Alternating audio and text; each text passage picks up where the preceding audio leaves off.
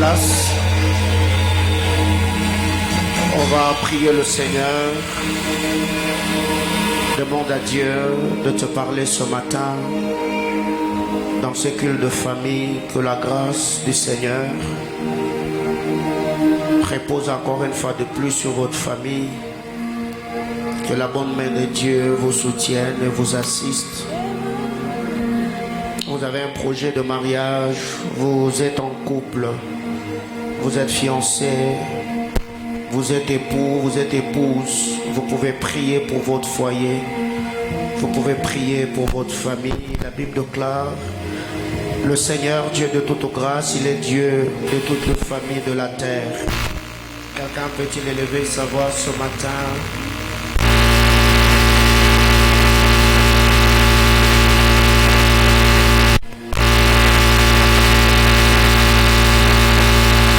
Ta famille, que le projet que vous avez dans votre famille, que le Seigneur donne la capacité et le moyen de réaliser cela. Est-ce que l'église, on peut élever nos voix et prier le Seigneur ce matin? Tu es Emmanuel. Sois libre, demande à Dieu de te faire grâce. Mon ami, Emmanuel, mon ami. Même toi qui n'es pas marié, tu peux recommander le projet. Ton amour me Il y a un père, une suffit. mère potentielle. Tu me suffis. Tu peux te mon recommander à la ami. grâce de Dieu Tu me suffis, mon ami. et demander au Seigneur de te faire grâce. Tu es Emmanuel. Alléluia. Emmanuel, mon ami. Emmanuel, mon ami. Ton amour me suffit. Tu me suffis, mon ami. Tu me suffis, mon ami. Y a-t-il ici-bas un peu d'amour? Je me sens seulement caressé. Je ne peux plus porter ce fardeau qui me voûte. Mais je t'appelle au secours. Je t'avais donné Jésus mon cœur. Oui, je cherche le bonheur ailleurs. Je me trouve ici-bas, aucune paix, aucune joie. Il n'y a d'amour comme toi. Tu es Emmanuel, Emmanuel, mon ami, Emmanuel, mon ami. Ton amour me suffit. Tu me suffis, mon ami. Tu me suffis, mon ami. Tu es Emmanuel, Emmanuel, Emmanuel. Son amour me suffit. Tu me suffis, mon ami. Mon ami,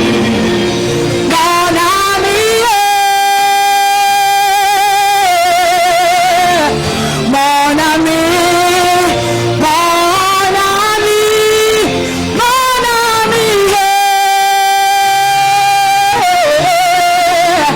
mon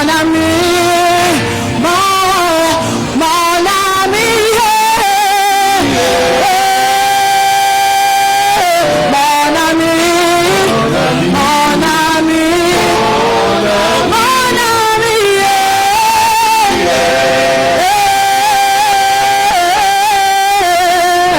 ami, mon ami, Seigneur notre Dieu, bénis ce culte, parle à nos cœurs. Ouais, moi ce matin, capacite-moi, Abba, afin que je sois en mesure d'être une bénédiction pour ton Église ce matin. Bénis les internautes.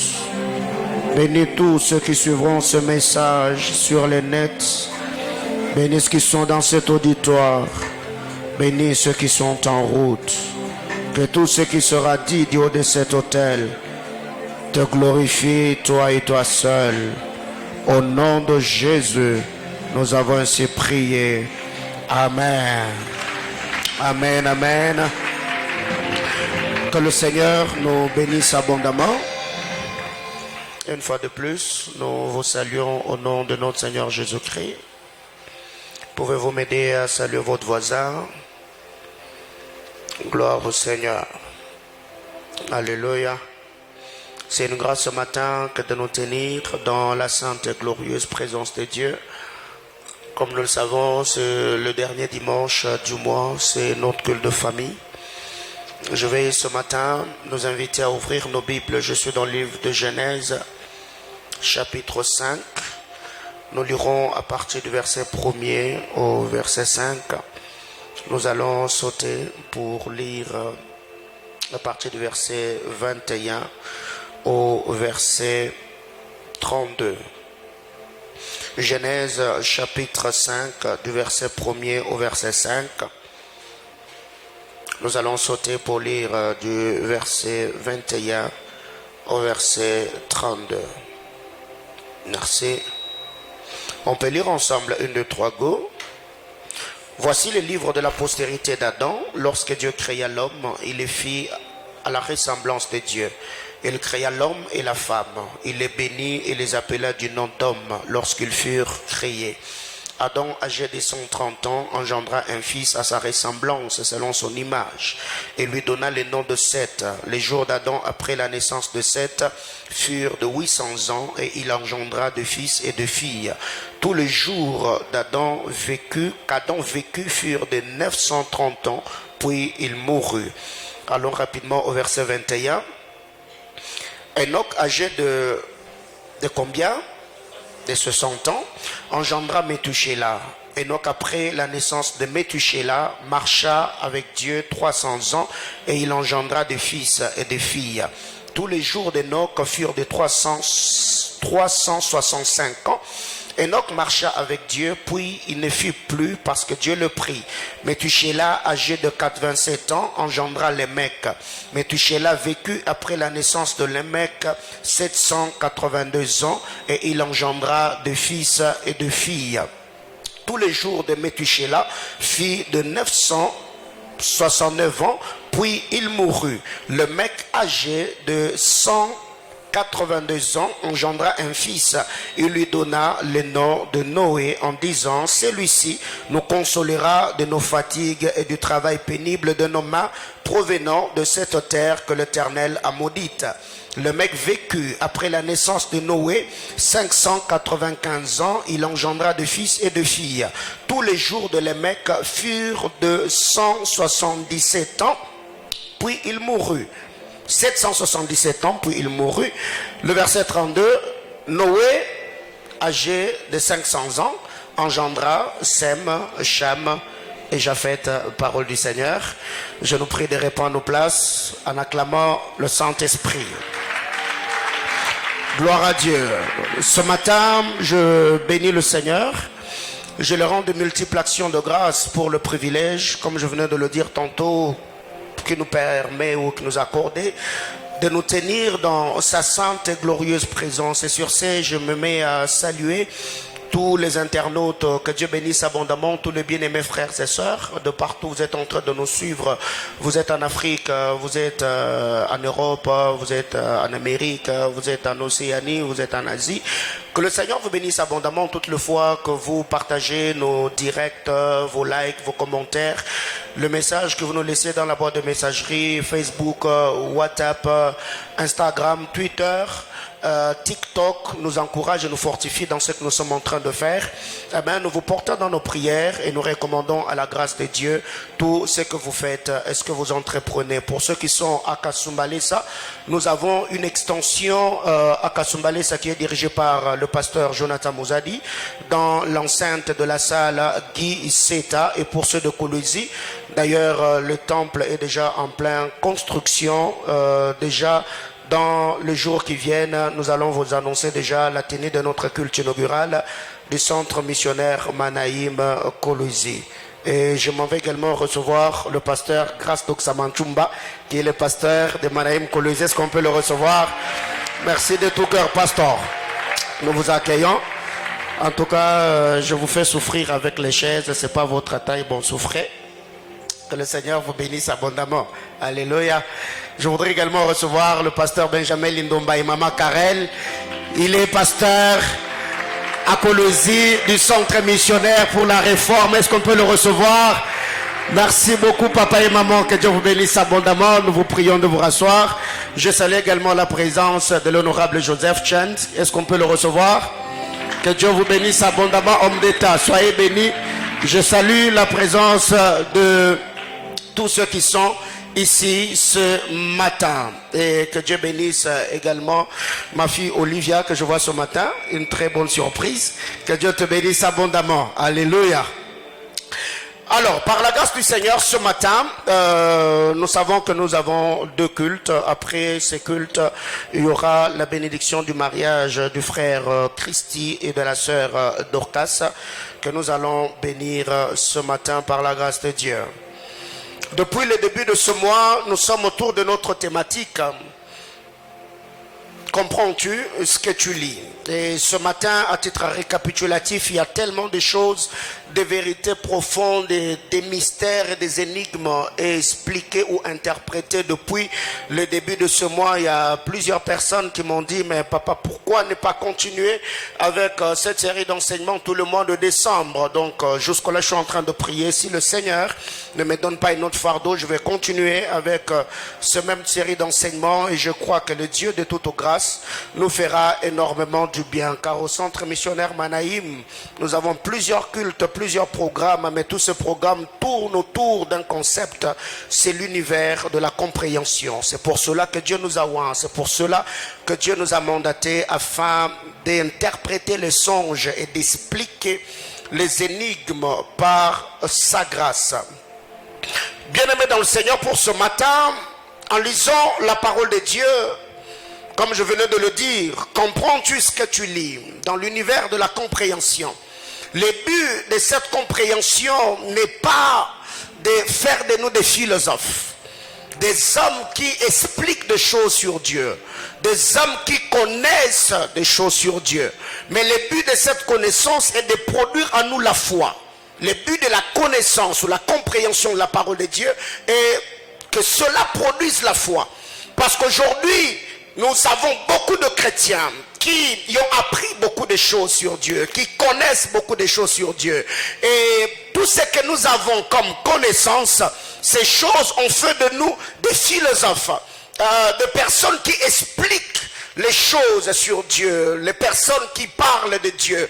Mais quand la connaissance produit en nous la foi, cette foi va nous permettre à faire sortir Dieu des Écritures. Ne pas seulement parler de Dieu, mais le démontrer. Pas seulement par les œuvres de puissance, mais aussi par notre manière de faire, par notre manière de vivre. Ce qui fait qu'il y a beaucoup de gens aujourd'hui qui prient beaucoup, qui voient un esprit, qui opère de miracles. C'est bien et beau le charisme, j'aime ça, j'aspire, je cherche, je prie pour que le Seigneur m'éloigne mes capacités afin de pouvoir manifester sa puissance dans ma génération. Mais par-dessus tout, la beauté de la vie chrétienne n'est pas ce que nous faisons pour Dieu, mais la beauté de la vie chrétienne, c'est ce que nous sommes devant Dieu. C'est ce que nous sommes pour Dieu. Parce que les croyants, pour la première fois, quand on les a appelés chrétiens à Éphèse, ce n'est pas parce qu'ils avaient parlé en d'autres langues, ce n'est pas parce qu'ils avaient prophétisé, ce n'est pas parce qu'ils avaient fait marcher le paralytique, mais parce qu'ils vivaient comme le Christ. C'est ça le problème avec notre génération. Nous sommes ceux qui aspirent d'avoir les choses d'en haut. Je parle de charisme, la manifestation de la puissance de Dieu. Mais ce qui fait à ce que beaucoup de païens ne se convertissent pas, c'est qu'après avoir vu la puissance de Dieu, la puissance que nous dégageons est contredite finit par notre manière de faire, par notre caractère, par notre comportement.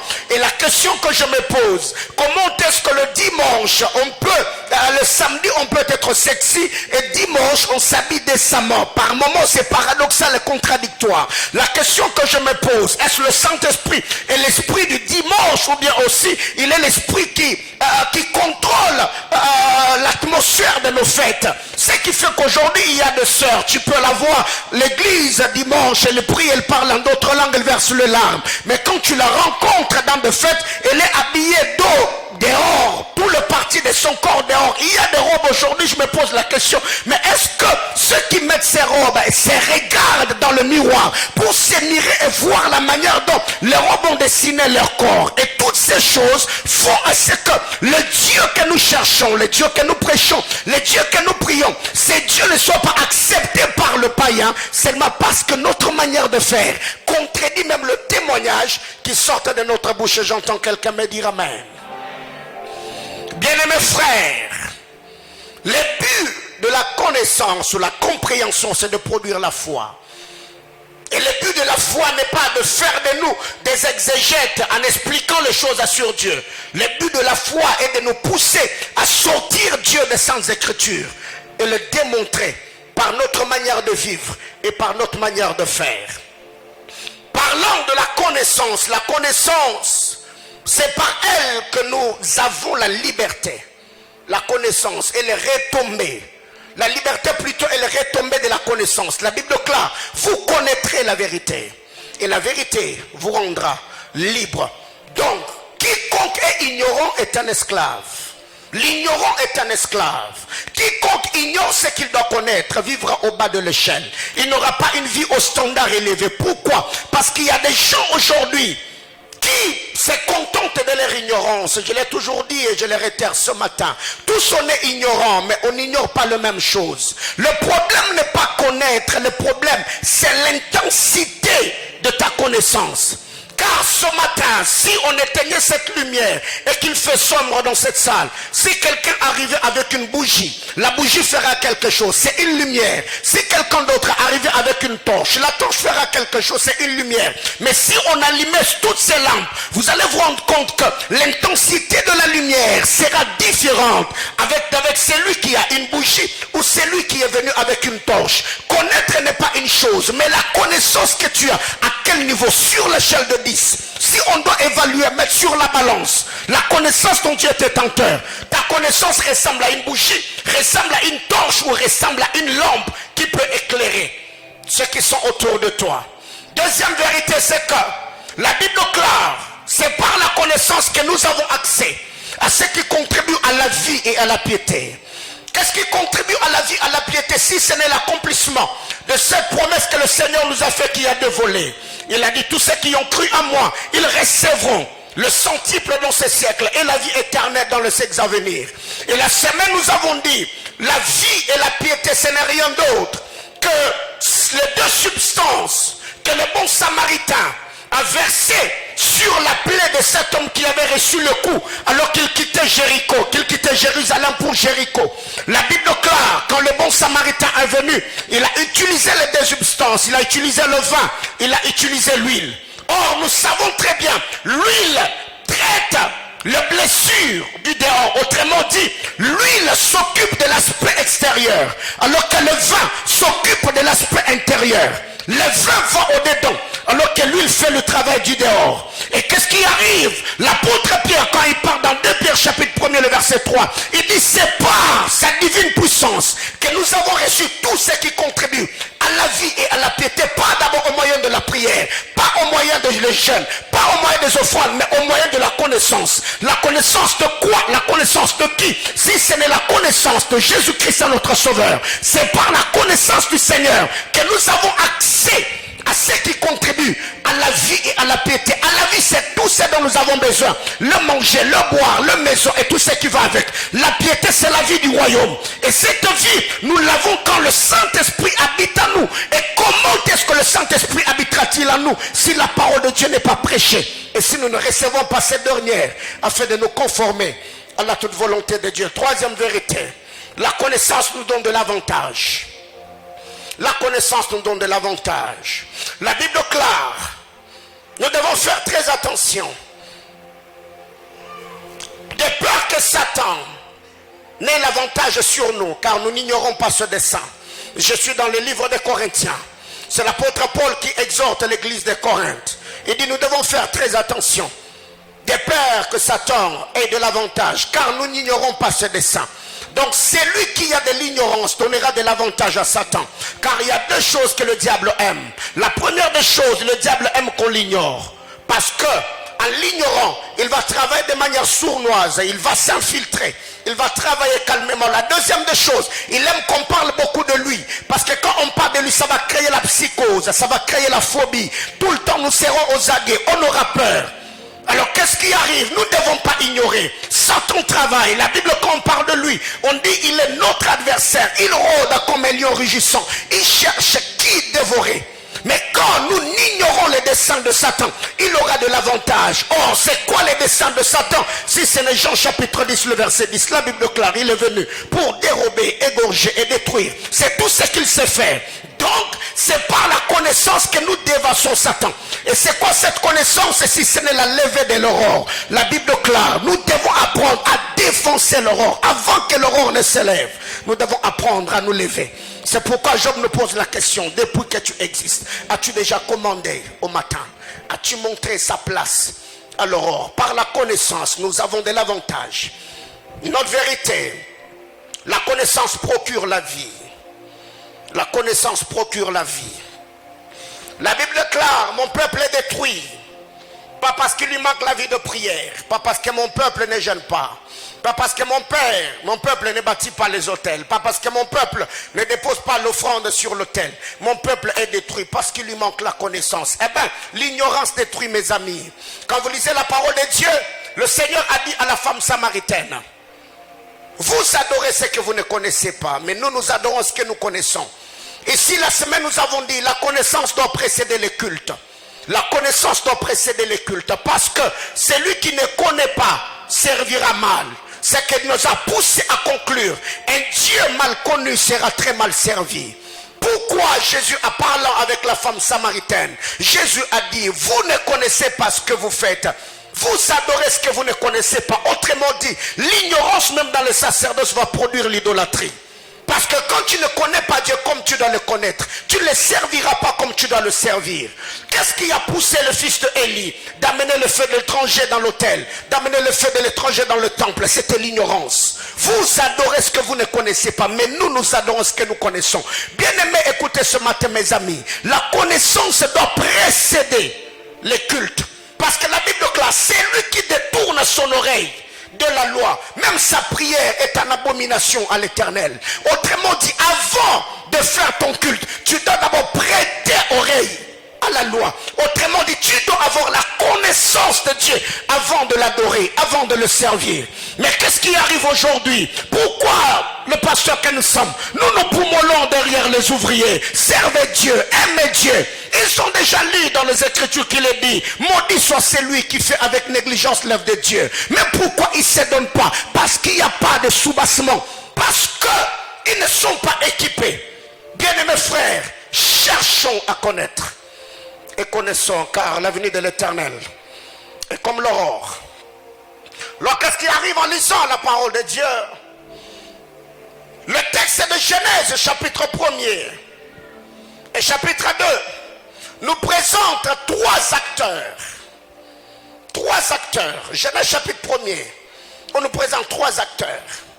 Le premier acteur, c'est Dieu. Le deuxième acteur, c'est le Saint-Esprit.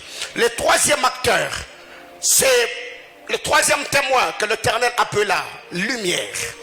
La Bible déclare au commencement, la terre était informe et vide. L'Esprit de Dieu se mouvait. Dieu dit que la lumière soit et la lumière fut. Le trois témoins. Alors que quand on parle de la lumière, cette lumière n'est pas une lumière que nous voyons. Cette lumière, c'est un homme. C'est pourquoi la Bible déclare, l'humanité vivait dans le ténèbre. Je suis dans Jean chapitre 1er. La lumière a lui dans le ténèbre. Et le ténèbre ne l'a pas reconnu. Le ténèbre ne l'a pas bloqué. Trois acteurs. Dieu, le Saint-Esprit et le Seigneur Jésus-Christ. Ils étaient là lors de la création. Et quand vous allez dans Genèse chapitre 3, On nous présente également 3 acteurs. Il y a Adam, il y a Ève, il y a le serpent. Genèse chapitre 3, 3 acteurs. Adam est le premier acteur, Ève le deuxième acteur. 3, il y a le serpent. Mais quand vous rentrez dans Genèse chapitre 1 et chapitre 2, les 3 acteurs ont amené la création. Mais quand vous allez dans Genèse chapitre 3, les 3 acteurs ont amené la perturbation. Parce qu'aussi longtemps qu'il y avait 2 acteurs dans le jardin, il y avait le calme. Et vous allez vous rendre compte, dans le jardin d'Éden, on avait un enseignant suprême. Et notre enseignant est quelqu'un d'autre qui était comme élève dans le jardin d'Éden. Autrement dit, on avait 2 enseignants et un apprenant. Ou encore un enseignant et 2 apprenants. Ou encore 2 enseignants et un apprenant. Dieu était le premier enseignant. Quand le Seigneur est venu, il a communiqué la sémence à l'homme. Il a donné à l'homme l'autorité, le pouvoir. Il a dit, tu vas manger tous les fruits du jardin, mais excepté le fruit de la connaissance du bien et du mal. Dieu a enseigné. Après que Dieu ait créé Ève, Adam est devenu l'enseignant de Ève. Il a dit à Ève, écoutez madame, le Seigneur m'a dit dans ce jardin que nous mangerons tous les fruits du jardin, mais excepté l'arbre de la connaissance du bien et du mal. Aussi longtemps que dans le jardin, il y avait l'enseignant qui enseignait au temps du soir et celui qui enseignait le matin. Le jardin était en sécurité. Parce qu'en lisant à la lumière des Écritures, Dieu avait l'habitude de venir vers le soir dans le jardin d'Éden. Autrement dit, on peut recevoir que 2 enseignements, l'enseignement du matin et l'enseignement du soir. Qui est l'enseignant du soir si ce n'est pas Moïse? Qui est l'enseignant du matin si ce n'est pas le Seigneur?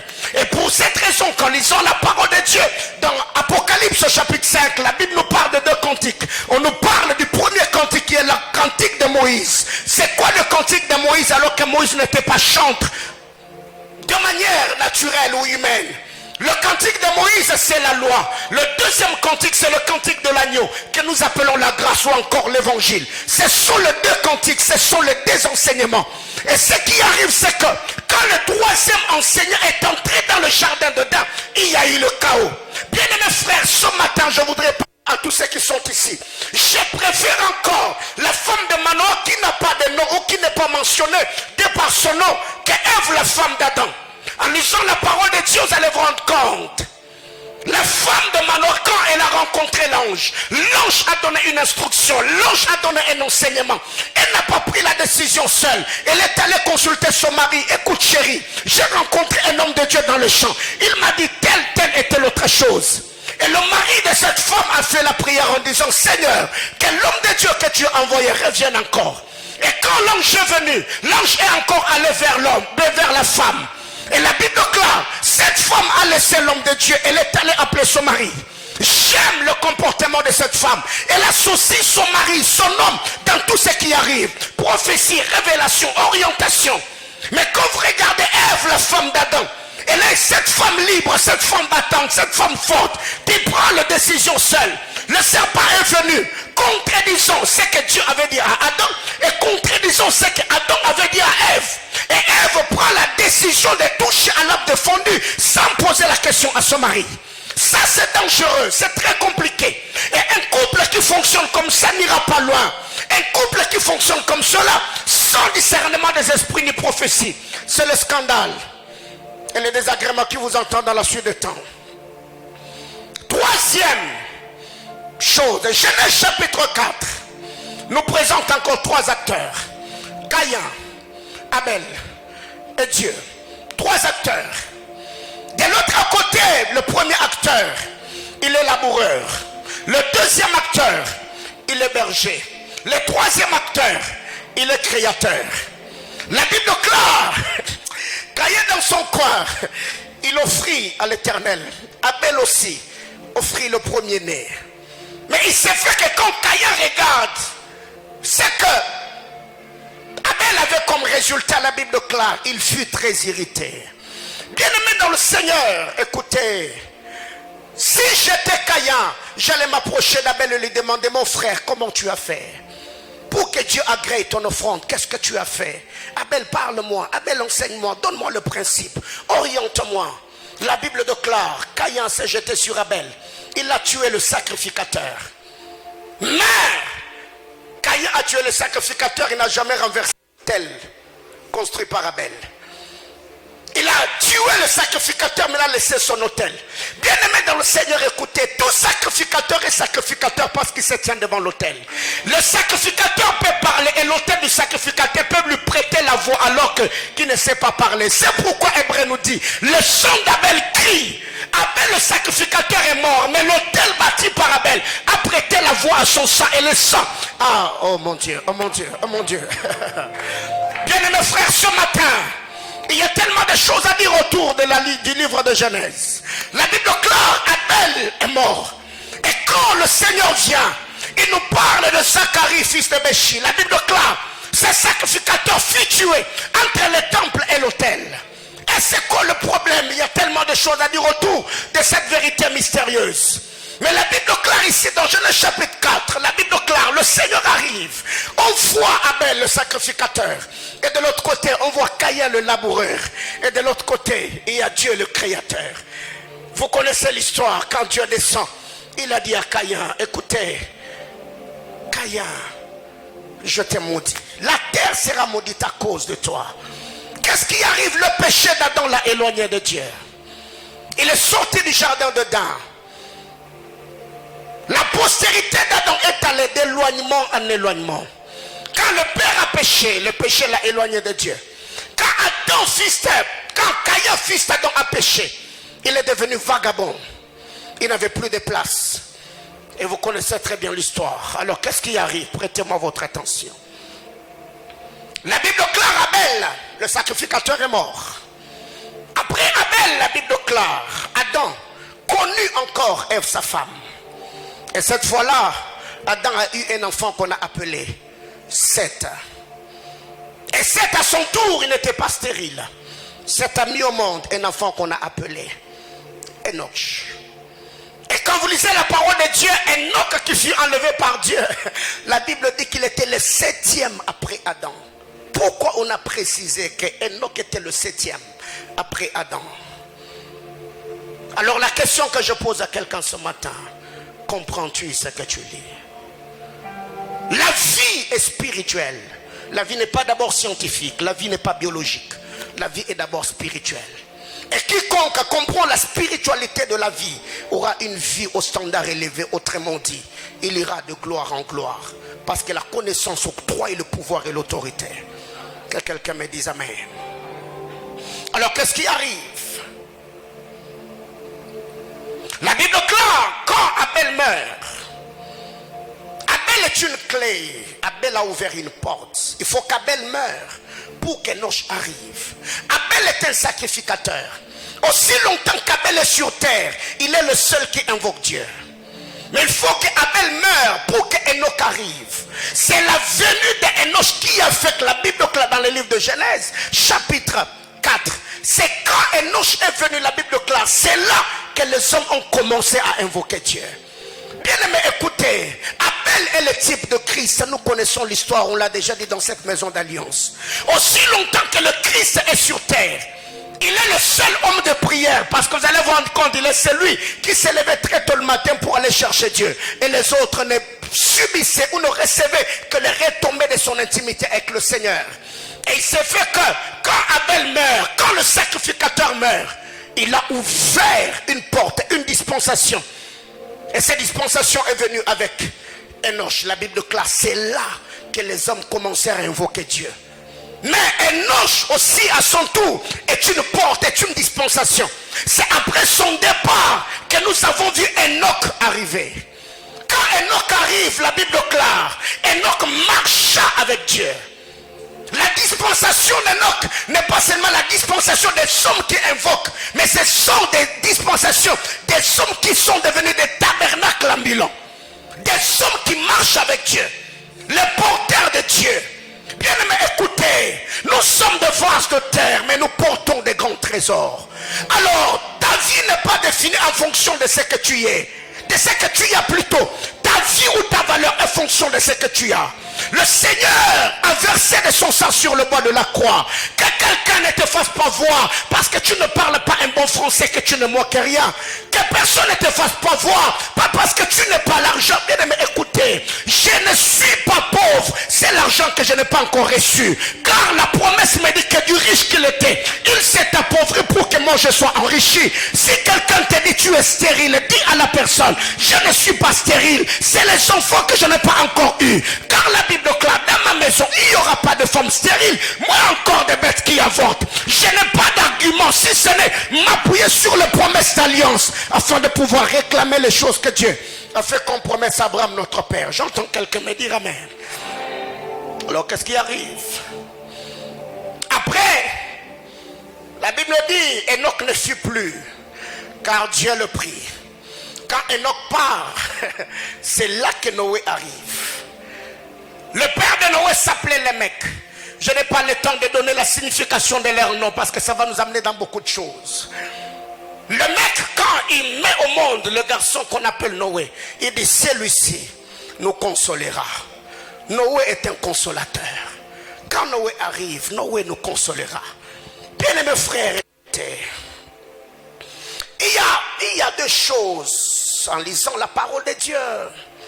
Fermons un peu Genèse chapitre 5, basculons dans Genèse chapitre 6. La Bible déclare l'Éternel vit sur terre que le mal s'accroissait. Il y avait l'accroissement du mal. Les hommes se pervertissaient. Et alors que j'étais en train de lire Genèse chapitre 6, je finis par comprendre. Dieu a deux regards. Le premier regard de Dieu, c'est le regard de la loi. Quand il regarde, il juge. Quand il regarde, il frappe. Le deuxième regard de Dieu, c'est le regard de la grâce. Que quelqu'un me dise, les deux regards de Dieu. En lisant Genèse chapitre 6, la Bible me dit, l'Éternel vit que toute la création se pervertissait. Mais quand vous descendez un peu plus bas, il est dit sur Noé, et Noé trouva grâce. Deux regards. Le premier regard, quand Dieu a vu, il a vu le péché des hommes. Il a vu la perversion des hommes. Mais quand le deuxième regard de Dieu se pose sur Noé, Noé a trouvé grâce. Bien-aimé dans le Seigneur, pourquoi Israël n'a pas reçu la vie de Dieu en Christ? Parce qu'Israël était sous le premier regard de Dieu. Pourquoi? Parce que toutes les fois qu'Israël se tenait devant leur sauveur, je parle de Jésus, Israël n'avait jamais posé leur regard sur le Christ. Leur regard était toujours sur Moïse. C'est pour cette raison que toutes les fois qu'ils s'approchaient de Christ, ils disaient toujours, Moïse dans la loi nous a dit, Moïse dans la loi nous a dit, Moïse dans la loi nous a dit. S'ils n'ont pas été sauvés, parce que leur regard était sur Moïse. Mais qu'est-ce que la Bible nous demande dans les épîtres? La Bible nous dit que nos regards soient fixés sur Moïse ou sur Christ. Que nos regards soient fixés sur Jésus, le consommateur de la foi. Bien-aimés frères, quand vous allez dans la maison de Jacob, Jacob a deux regards. Le premier regard de Jacob sur Ruben le poussa à le maudire. Le deuxième regard de Jacob sur Joseph le poussa à lui donner une tunique multicolore. Ma prière est le vœu de mon cœur, que les hommes jettent leur premier regard sur toi pour voir l'informe vide. Mais que le deuxième regard de Dieu vienne sur toi, afin que le Seigneur te donne la capacité, les talents, les habiletés ou les choses qui te manquent. Car en lisant la parole, la Bible clare, Noé trouva grâce. Noé a trouvé grâce parce que les yeux de la grâce étaient posés sur lui. Bien-aimé, écoutez, peu importe ce que tu as connu, peu importe les coups que tu as reçus, dis à ton voisin, ça ne finira pas ainsi. Donaton alelo si me sera permis no bisa mutumo esugelo bongote. Et si la beauté, toi et Dieu vous avez une histoire et vous allez quelque part. Alléluia. Les coups t'en as reçu, les coups tu les as encaissés. Bien-aimé, écoutez, je voudrais te dire encore ce matin, et si la bongote, Dieu est là, alléluia. Alors qu'est-ce qui arrive? Le premier regard de Dieu jugea l'humanité, et le deuxième regard sur Noé fit à ce que Noé trouve grâce.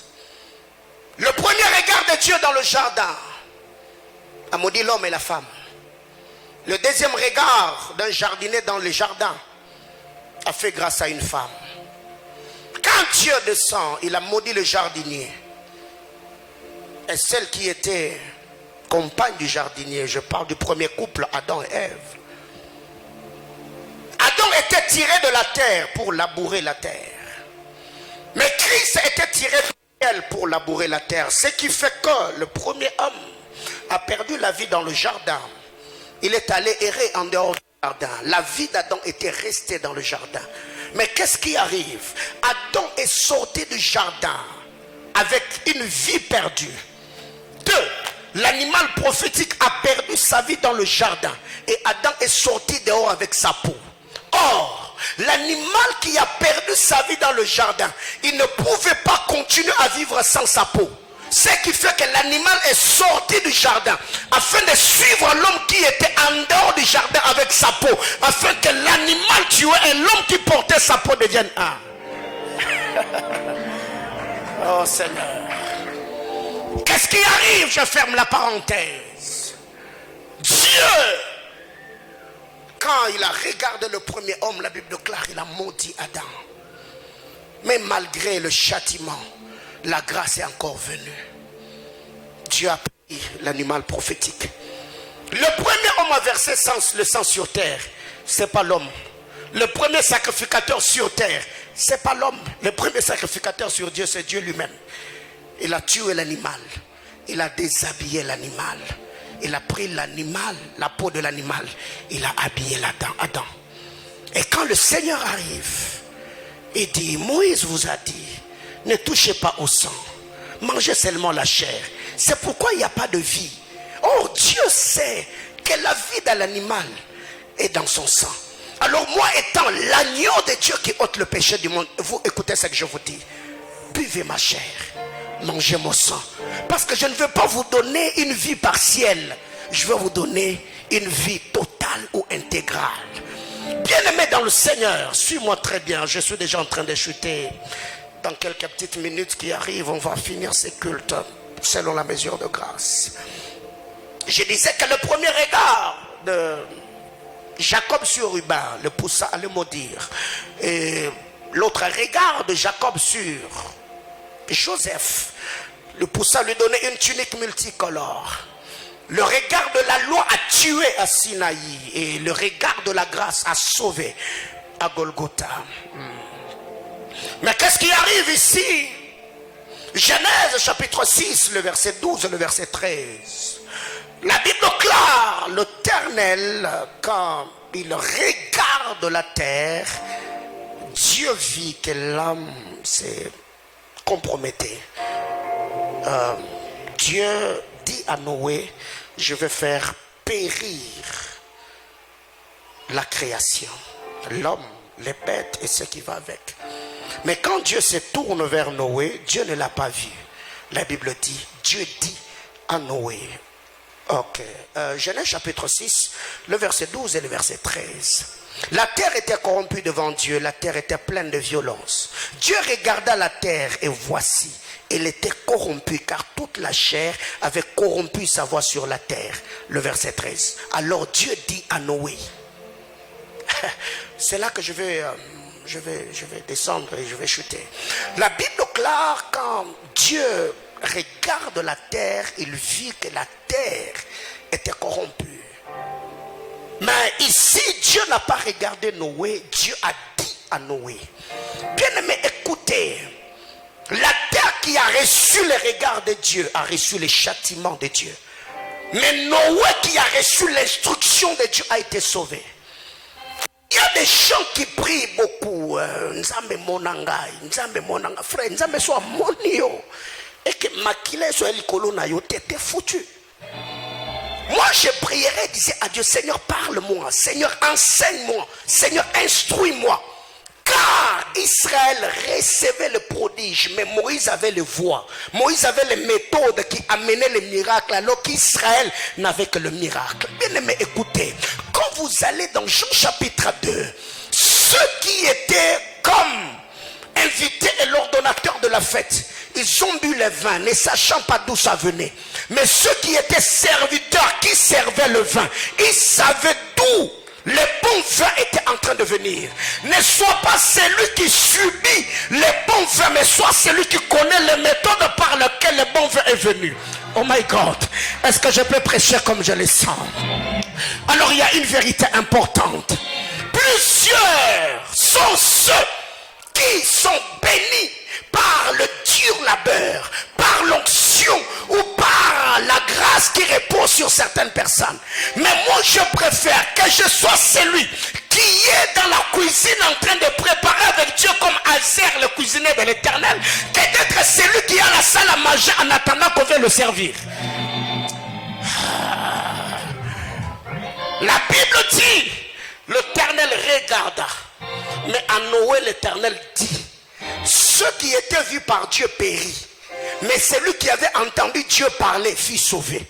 Bien aimé, en ces temps de la fin, ne demande pas seulement que Dieu te voie, mais demande aussi à ce que Dieu t'enseigne, que Dieu te parle, que Dieu t'oriente, que Dieu te donne les instructions, que Dieu te donne les directives qui vont te permettre à consolider ta communion avec le Seigneur. Et j'entends quelqu'un me dire amen. Ok. Oh God, qu'est-ce qui arrive? Dieu dit à Noé, tu construiras l'arche. L'arche de Noé avait beaucoup de choses, mais je dirais tout. Un, l'arche avait une fenêtre. Et la fenêtre de l'arche n'était pas à côté. La fenêtre de l'arche était en haut. Deux, l'arche avait une porte. Et la porte de l'arche était à côté. Trois, dans l'arche, il y avait trois compartiments. Inférieur, supérieur et le troisième compartiment. Alors j'ai posé des questions à Noé. J'ai dit, monsieur Noé, écoutez, quand une maison est construite, je n'ai jamais vu sur la terre des hommes une fenêtre de la maison être sur le toit. Ça ne s'explique pas. Voyez-vous? Et comment expliquer que quand Dieu parle à Noé, il lui dit que la fenêtre de l'arche, tu dois le placer sur le toit. C'est pour que Noé, quand il ouvrait cette fenêtre, le premier contact des yeux de Noé soit directement en contact avec le ciel. Autrement dit, Dieu voulait dire à Noé, si tu es entré dans l'arche, tu y es entré par la grâce. Alors s'il y a un homme sur qui tes yeux ou ton regard doit être fixé, c'est moi. Je vous épargne de la porte d'à côté. L'arche était en soi un tabernacle. L'arche était en soi un temple. Car l'arche avait trois compartiments. Il y avait le parvis, il y avait le lieu saint, il y avait le lieu très saint. Mais comment expliquer que l'arche de Noé avait trois compartiments? Oh, quand un homme dans la Bible parle de son expérience, cet homme nous dit, je connais un homme sur terre qui fut ravi en esprit jusqu'à être enlevé jusqu'au troisième ciel. Autrement dit, il y a un premier ciel, il y a un deuxième, et il y a un troisième. Or, dans l'arche de Noé, c'est le seul endroit où les carnivores et les herbivores vivaient sans se manger. Suis-moi, on est en train d'aller quelque part. Qu'est-ce qui arrive, bien-aimés frères? L'arche de Noé est comme l'église. Nous n'avons pas des gens qui arrivent à l'église parce qu'il est ceci, parce qu'il est cela. Quand il arrive, il doit vous faire sentir que lui, il l'est. Non, non, non, non. Si tu es carnivore, moi aussi je suis herbivore. Donc quand tous on est dans le temple, les lions et, je ne sais pas, la chèvre ont habité ensemble sans se manger. J'étais en train de dire à quelqu'un que tu es des béna, que tu es des bakwa. En Christ, il n'y a pas de béna, il n'y a pas de bakwa. Tous on est enfants de Dieu. Que tu sois Mouyombe, que tu sois Moutandu, que tu sois Moulouba, que tu sois Moussingombe, que tu sois, je ne sais pas, en Christ on est un, même baptême, même âme, même esprit. Alors Dieu de cet hôtel, si l'église du Congo a été une église divisée, j'ai pris que Manaïm, que la loi de l'amour soit répandue dans nos cœurs et l'esprit d'unité, afin que nous puissions professer et déclarer, nous ne sommes pas une église, mais nous sommes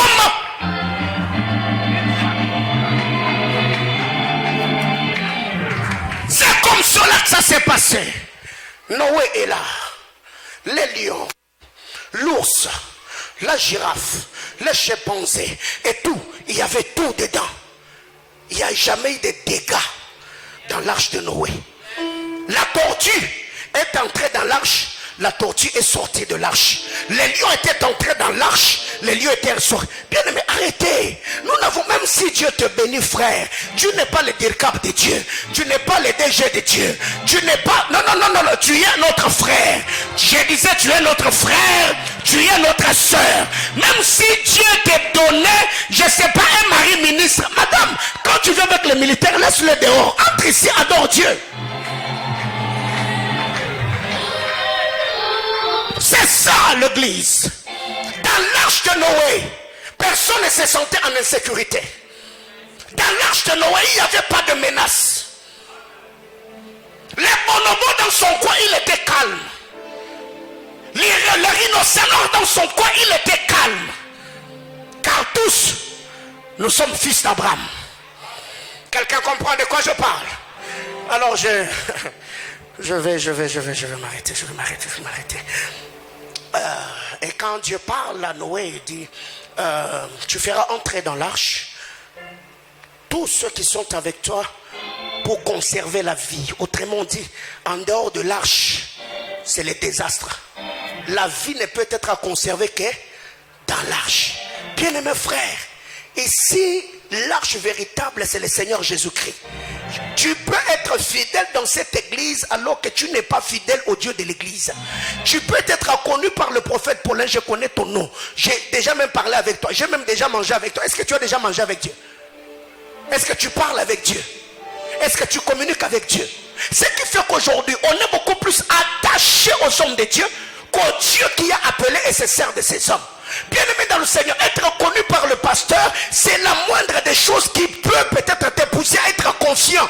Parce que le pasteur n'a sauvé personne. Le pasteur ne protège personne. De la même manière que la nuit, quand tu as besoin que Dieu te protège, la même manière aussi, moi aussi, j'ai pris dans mon cœur pour que Dieu me protège. Alors imagine-toi, toi, toute ta confiance, là, tu le places à moi. Toi, tu penses que toute la nuit, j'étais en train de prier? Oh, je m'étais aussi endormi comme toi.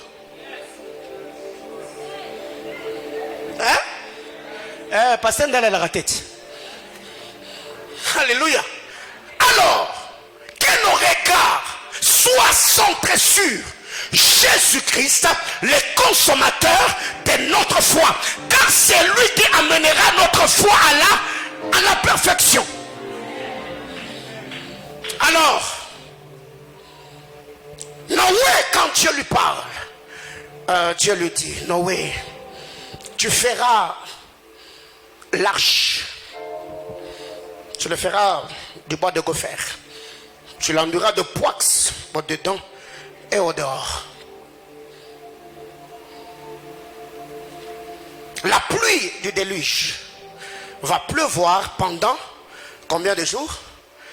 40 jours et 40 nuits. 40 jours et 40 nuits. L'arche devait être mouillée. 40 jours et 40 nuits. Deutéronome chapitre 25, le verset 2 et le verset 3. Deutéronome 25, le verset 2 et le verset 3. La Bible déclare, si le coupable mérite d'être battu, le juge le fera étendre par terre et frappera en sa présence d'un nombre de coups proportionnés à la gravité de sa faute. Le verset 3. Et lui fera pardonner plus de 40 coups.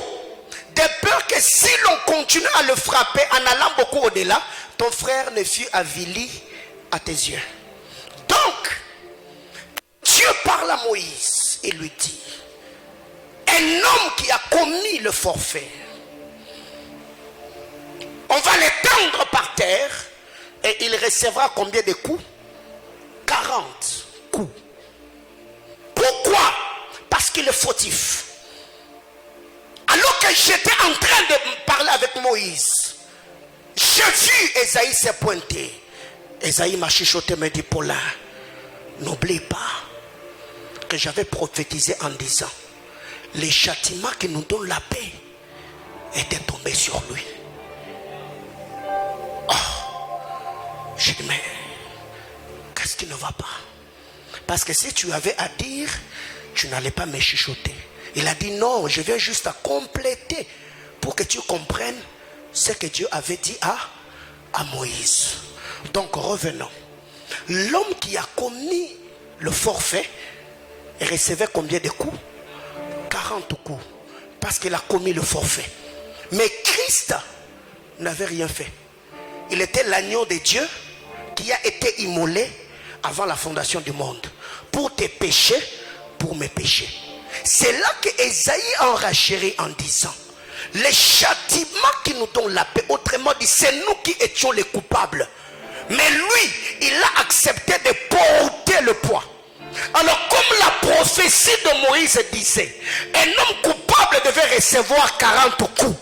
C'est que dans l'arche de Noé, là où Noé est allé s'abriter, Dieu était en train de juger l'humanité. Dieu était en train de juger l'homme. Et les 40 jours de la pluie représentent les 40 coups dans l'histoire de Moïse. C'est que l'arche a reçu le jugement de Dieu pour que Noé puisse s'abriter, pour que Noé ait la vie sauve. J'étais en train de dire à quelqu'un, même tout le fouet que Jésus a reçu entre les mains des Romains n'était pas au-delà de 40 coups, car la Bible déclare il était frappé de Dieu et humilié. Or, si Dieu te frappe, il sait où il va te frapper. C'est pour cette raison, quand Joseph parle à ce frère, il leur dira, vous êtes des espions, vous êtes venus ici pour explorer les lieux faibles du pays. L'Égypte a des richesses, l'Égypte est prospère, mais en Égypte il y a des lieux faibles. Ce qui veut dire, quand le tabernacle dans le temple était dressé et plié, c'est le sacrificateur qui travaillait au temple qui savait comment monter et démonter.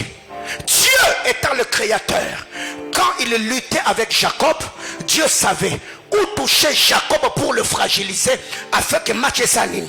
Et c'est là.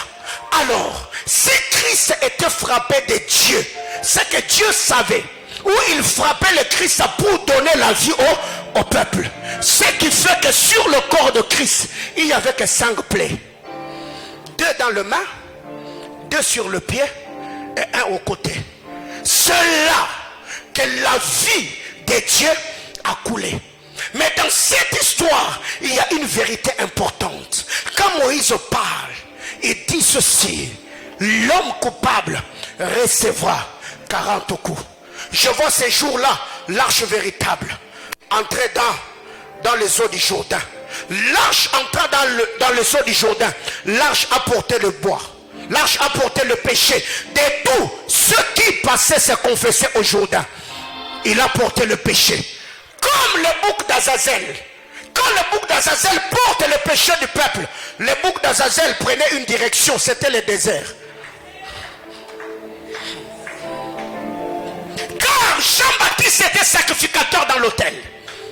Christ dans le sceau, il n'était pas seulement le porteur du péché, il était aussi un sacrifice.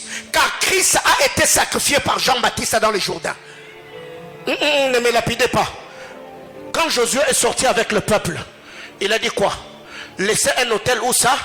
Dans le Jourdain. Car c'est lui, le Isaac véritable, qu'Abraham n'avait pas pu sacrifier à Morisha. Jean-Baptiste a récupéré. Ce qu'Abraham n'avait pas achevé, il a accompli. Et étant le bouc d'Azazel, quand il a porté le péché de l'humanité, nous voyons le bouc d'Azazel lui-même se diriger au désert.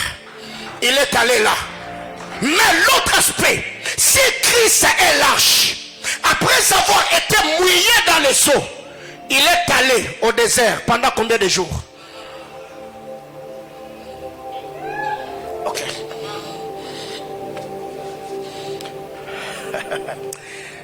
Alors, retenons ceci, retenons, maestro, on y va, retenons. Retenons. La Bible déclare, il a tellement plu jusqu'à ce que les eaux de la pluie augmentèrent. Les eaux de la pluie montèrent. Les eaux de la pluie montèrent. Plus les eaux de la pluie montaient, plus l'arche. Je disais, plus les eaux de la pluie montaient, plus l'arche.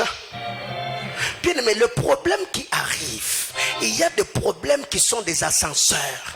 Plus ça arrive, ça te pousse dans la prière. Plus ça arrive, ça te rapproche de Dieu. Plus ça arrive, parce que si dans la maison de Elkana, il n'y a pas Pénina, Anna resterait stérile à vie. Parce qu'elle avait l'amour de son mari. Elle avait la double portion des offrandes. Mais il a fallu que Pénina soit là pour que Pénina puisse allumer le feu dans la maison afin que Anne aille pleurer au temple. J'étais en train de dire à quelqu'un, si tu te rends compte, plus tu avances, plus le problème s'ajoute. Dis-toi que ton témoignage sera éloquent. Plus il y a des difficultés, plus la grâce de Dieu nous explique. Oh my God. Je voudrais ce matin dire à quelqu'un, la Bible déclare, la grâce de Dieu est source de salut. J'ai vu des gens se lamenter. Pourquoi on a mis à ça? Non, Dieu ne t'a pas laissé. Dieu est en train de te tailler. Parce que les voies de Dieu ne sont pas nos voies. Dieu est un stratège. Il peut te faire passer par choses X et Y afin qu'à la fin ton témoignage soit étonnante. Alors je voudrais dire à quelqu'un, plus les eaux de la pluie sont en train de monter, laisse-toi aussi emporter par les vents de l'esprit. C'est dur, oui, nous l'avons toujours dit. Quand c'est dur, seul les durs endurent. C'est quand ça devient compliqué qu'il faut donner le meilleur. C'est quand il n'y a pas de pronostic que tu dois apprendre à prier. Bien-aimé dans le Seigneur, mon épouse le sait. C'est quand c'est compliqué, c'est quand ça ne va pas, que je prêche comme si j'allais mourir. Parce qu'on connaît le mental d'un homme quand ça va. Mais c'est quand ça ne va pas qu'on reconnaît le leadership des leaders. Bien-aimé dans le Seigneur, rester par terre, c'est être doublement vaincu. Tu la vie t'a donné le coup, ça je sais. Mais qu'est-ce que tu fais? Relève-toi, secoue la poussière et continue encore. Les coups que j'ai reçus m'ont donné des leçons.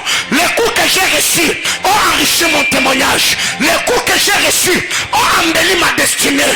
Quand je rencontrerai ceux qui sont passés par là, je leur dirai, je suis l'un de vous. Dieu a permis que je connaisse ce que j'ai connu, afin que sa grâce sur ma vie fasse de moi un homme qui va vous exhorter. J'entends quelqu'un me dire Amen. Bien-aimés frères, Genèse chapitre 8, le verset 1er, la Bible déclare, Dieu s'est souvint de Noé et tous ceux qui étaient avec lui. Il fit passer un vent à la surface de la terre et les eaux diminuèrent. On est au mois de novembre. J'étais en train de dire à quelqu'un, on est au mois de novembre. Il ne nous reste qu'un mois. Mais ma prière élevée de mon cœur est que Dieu se souvienne de toi. Quand Dieu s'est souvenu, il a fait souffler. Quand Dieu s'est souvenu, il a fait souffler. Quand Dieu a soufflé, les eaux ont diminué. J'étais en train de dire à quelqu'un, tu es envahi par le sceau. J'ai pris que Dieu se souvienne de toi. Il y a des choses qu'il t'a dit en janvier. Il y a des promesses que tu as reçues. Ma prière élevée de mon cœur, en ce mois de novembre, j'ai pris que le Dieu de toute grâce puisse se souvenir de quelqu'un. Quand Dieu souffle, c'est que Dieu a parlé. De la même manière qu'il a donné de l'ordre aux églises des cieux de s'ouvrir et de répandre le sceau, c'est de la même manière qu'il parlera encore, afin que les églises se ferment. Du haut de cet hôtel, à ma qualité de prophète de Dieu, je parle aux excuses de vos vies, je parle aux excuses de vos destinées, qui s'étaient ouvertes et qui a répandu les soins abondantes, qui vous ont amené dans les instabilités. Je décrète et déclare, église des cieux, entendez ma voix au nom de Jésus-Christ. Fermez-vous et que les eaux qui étaient épais sur terre, que les eaux diminuent. Tape la main de ton voisin, dis-lui, comme ton frère, je commande à tes eaux de faire quoi? My God, my God, my my God. La Bible déclare quand vous descendez qu'il est dit, plus les eaux montaient, tout le sommet des montagnes furent engloutis. Nazobisa mutumoro azaliawa mai oyo etondaki na famille na bino emelaki ba montagne, mais yo oza arche yo omelama te, yo oflotte likolo nango. Aïe aïe aïe aïe, tape la main de ton voisin. Les sommets des montagnes ont été engloutis, mais l'arche est l'unique chose qui était restée visible. J'étais en train de dire à quelqu'un, le problème rongera le sein. C'est pourquoi la Bible déclare 10 000 va tomber, de l'autre côté 1000 va tomber, mais quant à toi tu ne seras, oh my God, qui n'était pas atteint sur ce David. Même quand Saül lançait des lances, David faisait ce qu'on appelait en lingala changi. Oh my God, nabi samutumo azaliawa baroboka ba flèche, baroboka ba mbasu, barotia mitambo, celui-là okomi wana. La Bible déclare l'ange de l'Éternel campe autour pour les arracher du danger. Tu voudrais mettre ton pied, les anges te porteront sur les ailes. Même quand ce véhicule-là voudra faire un tonneau, l'ange de l'Éternel dira stop, comme il avait fait avec l'ânesse là-bas. J'étais en train de bénir quelqu'un. Le Dieu de toute grâce, il est celui qui m'a mandaté. Le Dieu de toute grâce, il est celui qui m'a appelé. Le Dieu de toute grâce est celui pour qui j'ai sacrifié ma jeunesse. Alors du haut de cet hôtel, je lève ma main sur la vie et la destinée de quelqu'un. Je prie que Dieu te bénisse de manière spectaculaire. Que Dieu te oigne abondamment. Que tu reçoives de Dieu ce que quelqu'un d'autre n'a pas reçu avant toi. Bien-aimé dans le Seigneur, en lisant la parole, la Bible déclare, avant la naissance d'Enoch, tous ceux qui étaient nés avant lui, on disait qu'il mourut. Il mourut. Enoch est celui qui a vécu la loi de l'exception. Quant à Enoch, on n'a pas dit qu'il mourut. La Bible déclare qu'il fut enlevé. J'étais en train de dire à quelqu'un, si les uns sont mourus, je demande que toi tu sois celui qui sera. Oh my God. Si les uns sont tombés, je prie que tu sois celui que Dieu a affermi. Si les autres on les a engrossés, je prie que toi tu sois celui qui sera honoré. Si les autres on les a licenciés, je prie que toi tu sois celui qui va renouveler les contrats. Oh my God. La grâce de Dieu est là disponible ce matin. Bien-aimés frères, revenons un peu dans Genèse chapitre 4. Genèse chapitre 4, le verset 3 et le verset 4. La Bible déclare, en ce temps-là, Caïn de l'autre côté, il offrit à l'Éternel.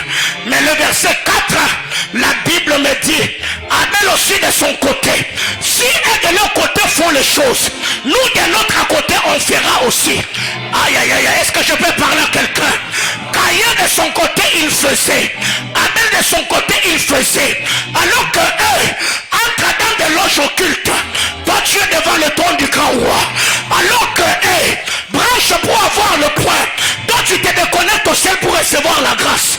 J'étais en train de dire à quelqu'un, si Caïn a fait, Abel de son côté il fera. S'il y a des hommes sur terre qui ont acheté des écoles, qui ont construit des universités et ont eu des grands ministères, ils ont fait de leur côté. Mais Manaïm, nous aussi, oh my God, bien-aimés dans le Seigneur, du haut de cet hôtel, j'étais en train de demander à Dieu que ce que Dieu fait ici, de la même manière que Dieu a été lié, Pasteur Benjamin, à mon cordon ombilical spirituel, que Dieu soit celui qui continuera d'être bénéficiaire de toutes les grâces et les faveurs que Dieu continue de répandre sur ma vie. Bien-aimé dans le Seigneur, la Bible me dit, il a fait des uns comme des autres comme. Il est le Dieu des uns, il est le Dieu des autres. Il n'a pas seulement fait des uns, il a aussi fait des autres. Si toi tu es dans le clan des uns, Oh my God. Ceux qui se sont mariés, ce sont les saints. Ceux qui ont voyagé, ce sont les saints. Ceux qui travaillent, ce sont les saints. Nous aussi, nous sommes dans le camp des autres. Parce que si dans le sein de Tamar, il y a Péret et Zerach, l'un ne sortira pas pour laisser l'autre. Si dans le sein de Rebecca, il y avait des enfants, l'un ne sortira pas pour laisser l'autre. Donc, j'étais en train de dire à quelqu'un, si Moïse et Élie, ce sont les deux prophètes, l'un ne viendra pas la transfiguration en laissant l'autre. J'étais en train de dire à quelqu'un, Mouto intimidé yote, Mouto bangi sote, Mouto yananzame na mukili, azate, bisono soto botama, dokutaye. Alors la tonga lelo, yete le boko voisin na yo, yebiso obangate.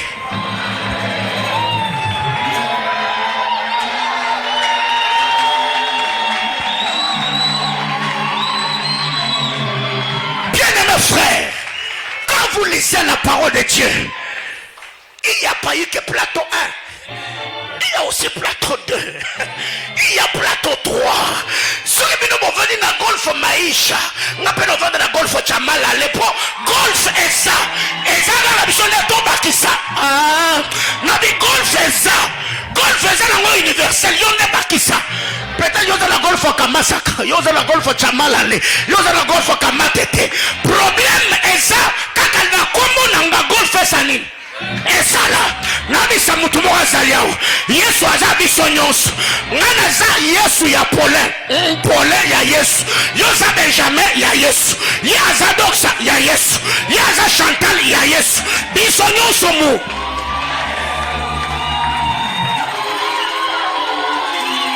tala Yesu abwazana mutu abangiso te.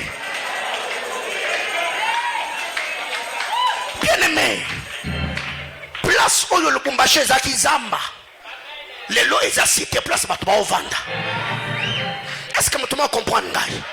Récemment j'ai vu une photo où l'ancien boxeur Mike Tyson avait Donald Trump comme son conseiller financier, mais il ne savait pas le conseiller financier allait devenir le président des États-Unis.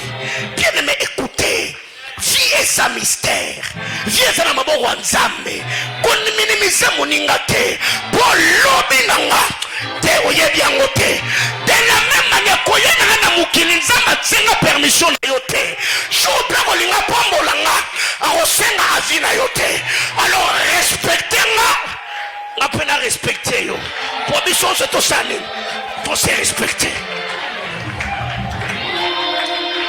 Bien aimé. J'ouvre une parenthèse, après je vais clôturer. Quand, je ne sais pas, vous êtes internaute, non, prenez votre place, prenez votre place. Récemment, j'ai vu une vidéo qui semblait être traumatisante d'un jeune garçon, je ne sais pas, au Bas-Congo.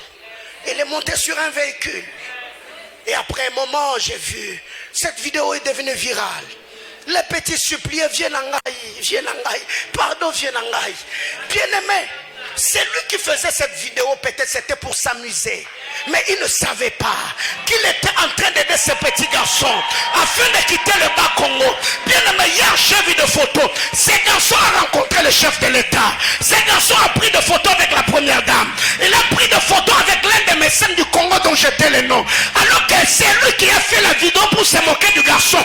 Peut-être qu'il n'a jamais rencontré le chef de l'État. Bien mais écoutez, vie est un mystère en Nzambe. Ce n'est pas parce que Nzambe est dans Nzela, mais on prend la moto, mais on a la dernière moto. On a un canal. Ah, on a un canal. C'est là que je comprends. Tout concours.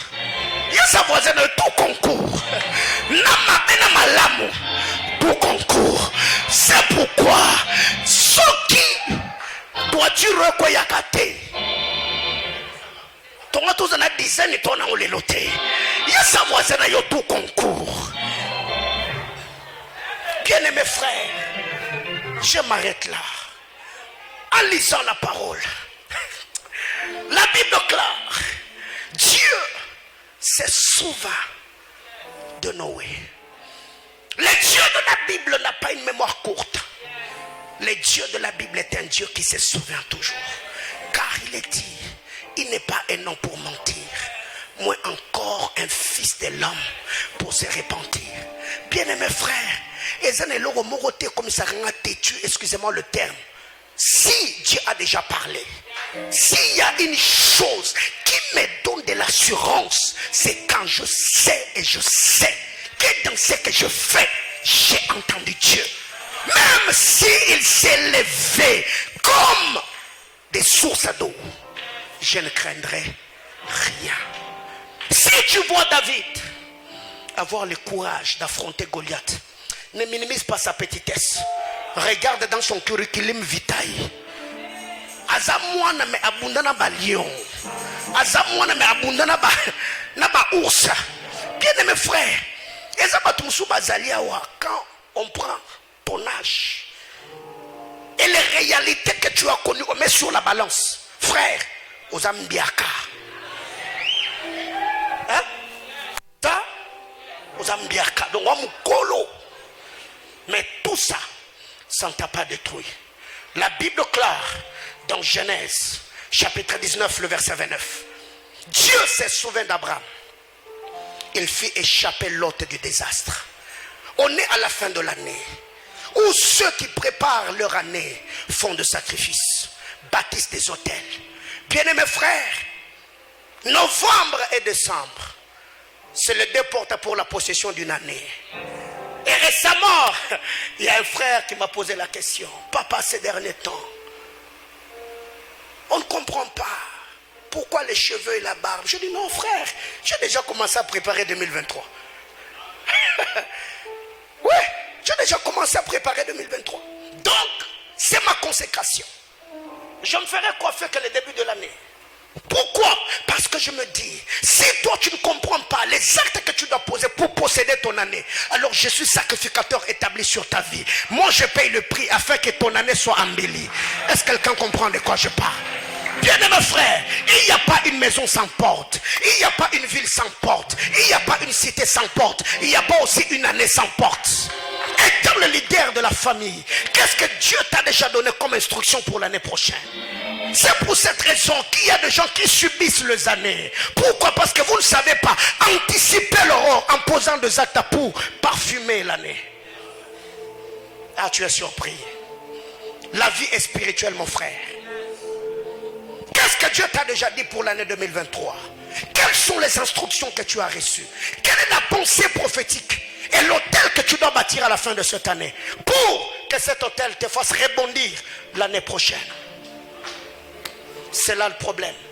Quand Dieu se souvient d'Abraham, il a fait échapper l'autre au désastre. Bien-aimé, j'ai prié que cette année, s'il y avait des plans machiavéliques du diable pour ta famille, que Dieu se souvienne de toi et fasse échapper ceux de ta famille du désastre. Je décrète et déclare du haut de cet hôtel, quiconque est attaché à toi ne perdra pas la vie cette année. Je m'appuie sur la parole prophétique que Dieu m'a donnée. Cette année et l'année prochaine, je déclare à ma qualité de prophète, même si la personne avait déjà été bouffée dans la sorcellerie, Jésus a ressuscité Lazare. Je décrète et déclare qu'aucun membre de ta famille ne mourra d'une mort subite. Aucun membre de ta famille ne connaîtra un accident. Aucun membre de ta famille ne tombera sous le joug de l'ennemi. Au nom puissant de Jésus. Genèse 21, le verset 1er. Dieu se souvient de Sarah. Il accomplit pour Sarah ce qu'il avait promis. Dieu s'est souvenu de Sarah. Il accomplit pour Sarah ce qu'il avait promis. Ma prière est levée de mon cœur du haut de cet hôtel. Que le Dieu d'alliance se souvienne de toi et accomplisse les choses qu'il t'a promises. Si c'est le mariage, si c'est le voyage, si c'est une promotion, si c'est l'émergence, à ma qualité de prophète de Dieu, je lève ma main et je demande au Dieu d'alliance que Dieu se souvienne et qu'il accomplisse les promesses. Que Dieu se souvienne et qu'il te mette au large. Que Dieu se souvienne et qu'il t'enrichisse. Dieu s'est souvenu de Sarah et il a accompli pour Sarah ce qu'il avait promis. Genèse 30, verset 22. La Bible déclare, Dieu se souvient de Rachel. Il l'exauça et l'a rendu fécond. Je décrète et déclare que le mois de décembre soit le mois de l'exaucement, soit le mois de la fécondité. Je m'appuie sur l'alliance du Dieu de mon appel. Il s'est souvenu de Rachel, l'a exaucé et l'a rendu fécond. J'ai pris que Dieu t'exauce et rende féconde les domaines où tu exerces, les études, les ministères, les affaires, le travail, l'entreprise. Je libère ces paroles sur ta vie au nom puissant de Jésus. La Bible déclare, Psaume 136, le verset 23, Dieu d'alliance, il est celui qui se souvient de nous quand nous étions humiliés. Toi qui vis l'humiliation, je prie que Dieu se souvienne de toi, qu'il t'honore et te tire d'affaire. Lève-toi, s'il te plaît, on va prier le Seigneur.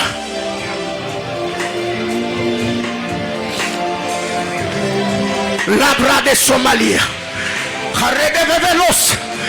il s'est souvenu de nous quand nous étions humiliés, quand nous étions rejetés, quand nous étions abattus. Il s'est souvenu. Mon Dieu, tu es le Dieu de toute grâce. Vois l'humiliation, vois les menaces. À ma Père, souviens-toi de nous. Est-ce que ce matin, quelqu'un peut-il élever la voix et dire à Dieu, Seigneur Dieu de grâce, j'ai pris au nom de Jésus, souviens-toi de moi, mets ma famille à l'abri, souviens-toi de moi et accomplis tes promesses, souviens-toi de moi, fais souffler le vent, souviens-toi de moi, tire-moi de l'humiliation, souviens-toi de moi, exauce mes prières. Est-ce que tu peux ce matin te sentir libre à invoquer Dieu? La de sobra deva l'inorigla wisani verelesta pare plasurania deva replasur de la sonekia azezi shanu yatelemere novasonia bratelemere no makasaya ayashabai bratei alukra sonia veralisa père de la sopica wiralisoni la terrible serre de micrable de fanos mi terrible sonia leva jamais repris de l'âge yado sani oui repris de la cheva iterakli wizenia de race reste la witanamia relosania ava merenele mekasunia atarable surenele mehaso achebralia là où j'ai pleuré que Dieu te fasse rire. Ce que j'ai demandé à genoux, que Dieu te le donne debout. Là où j'ai échoué, que Dieu te fasse réussir. Là où j'ai tâtonné, que tu sois précis. Abba, Abba, Abba, Abba, Abba. Je l'ai déjà pour qui j'ai senti et continue à ressentir les douleurs de l'enfantement pour la vie ministérielle de cet homme. Père, plaise à toi, plaise à toi, plaise à toi de le garder, plaise à toi de marcher avec lui, plaise à toi de le oindre, plaise à toi de l'assister, plaise à toi de faire prospérer son ministère, plaise à toi de lui donner des fils et des filles loyales, plaise à toi d'affermir sa maison, plaise à toi de relever ses affaires. Père éternel, le fils de Jacob a pris la tunique. Seigneur éternel, Potiphar en avait un pour lui, la prison en avait un, Pharaon en avait un. Seigneur éternel, ce qu'il a perdu dans les affaires, je prie au Dieu que tu lui donnes un doublement de ce qu'il a perdu. Avant, je donne un quota de 7 mois avant qu'il ne soit le mois de juin de 2023. J'attends un témoignage, que tu me dises que tu as ouvert plus de maisons que tu l'avais, que le Dieu que je sais se souvient de... Oh mon Dieu, l'abre nos amis, il y a des vasumia, prête ne mere no makaso, utere ne le mekaria.